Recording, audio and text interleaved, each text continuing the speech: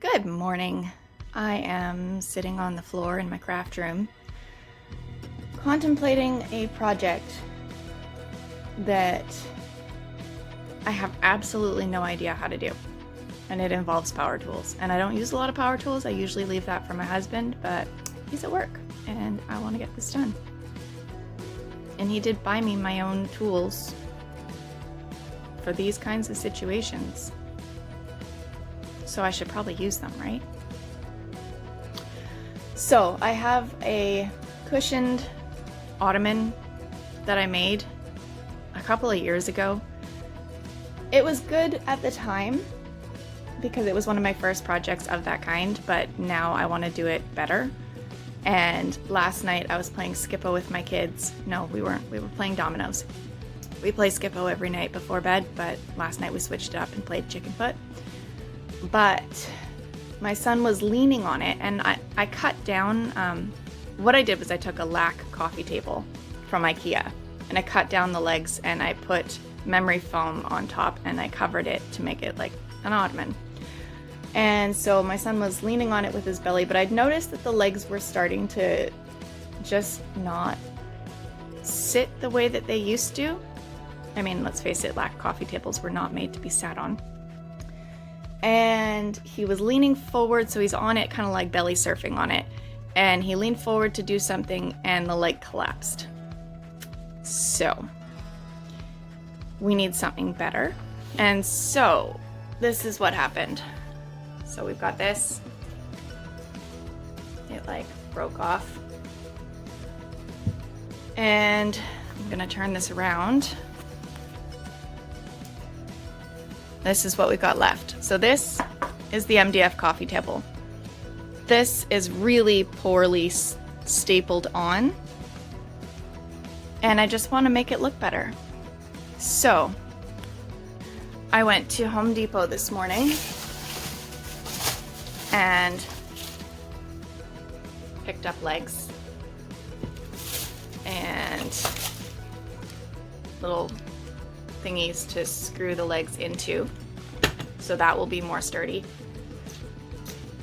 And I'm toying with whether I use the lac coffee table top again, or if I just cut down a piece of MDF in the garage to be the right size. I don't know.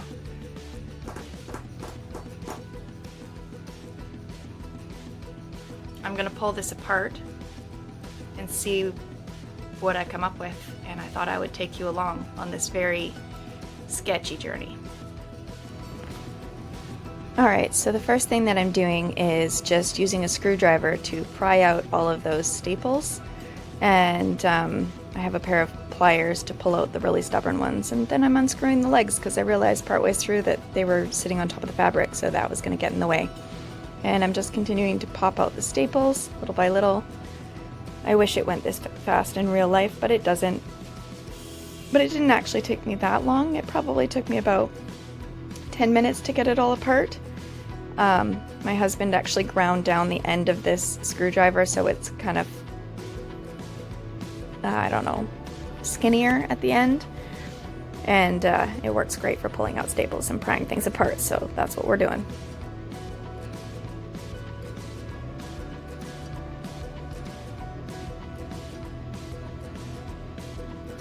And I'm just pulling all of the staples out of the fabric because I do intend on reusing the fabric. I don't know if I have much of this left. I used it several years ago to recover some chairs that I don't actually own anymore, but yeah, I really do like this fabric. It's a little bit dirty though, so I decided I wanted to wash it, but before I did that I had to serge the edge because I didn't want it to fray like crazy. So I'm just doing that really quickly.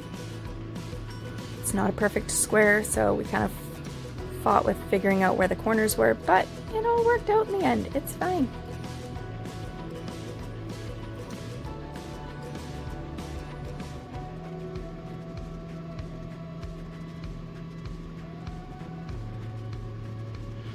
Now I'm just tracing the square onto a piece of MDF that I'm going to cut down to size.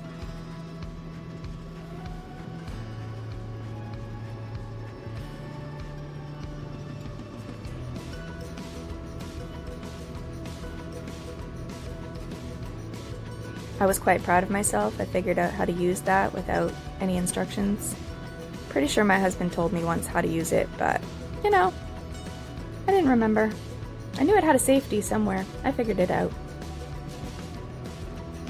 And yay me, I got it straight the first time.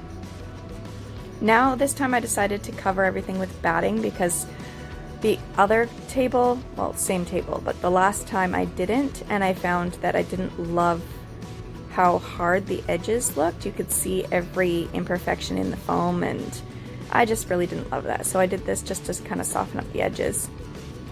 So I'm using my staple gun.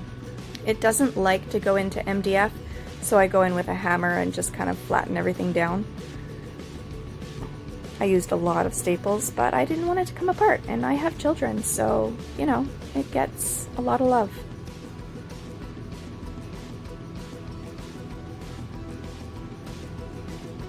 Now I'm just trying to figure out where I want the legs. I finally figured out that if I just did it 2 inches from each edge, they would all be in the same place. And then I traced where it was, because once I put the fabric on to cover all of the raw edges, I won't be able to see anything. And so I'm also going to go so far as to pre-drill my holes so that when the fabric is in place, I can feel where the holes are, because I did another project a while ago and it was an issue trying to figure out where my screws were supposed to go after I'd covered everything.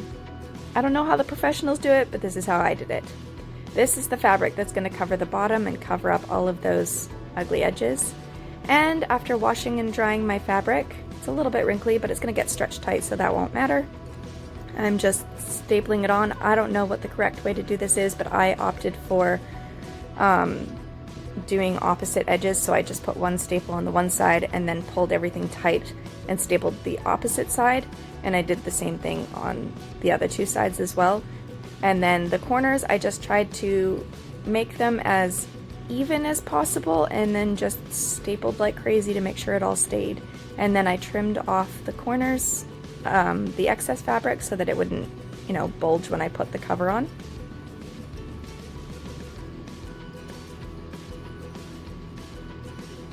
And for this white fabric, I opted to hot glue it. I may regret this in the future if I ever have to take this project apart. I don't anticipate having to take it apart anytime soon, but I could have done it with like decorative nails, but I didn't buy those and I wanted to finish this today, so we went with hot glue. I folded the raw edge of the fabric under so I would have a nice clean edge, and then just pulled it tight. And the corners, I did the sides first and then I waited to do the corners, and I did the corners where I kind of tucked all the fabric underneath and did a diagonal fold. It actually looks really nice.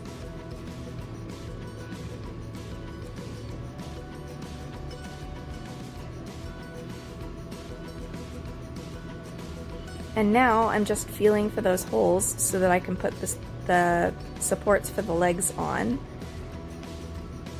The first couple went swimmingly. One of them I had to feel around a bit, but I did eventually find all the holes, and I kind of poke them with the screws so that I can see them through the fabric before I screwed it all together.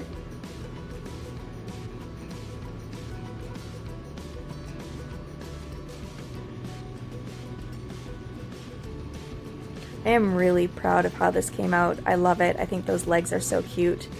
And there we have it. It is finished. It's back in my living room. It's all dressed up. And I hope you liked this video. If you did, please give it a thumbs up and consider subscribing for more videos like this. I do put them out, you know, every week or so. So I will hopefully see you around. Bye.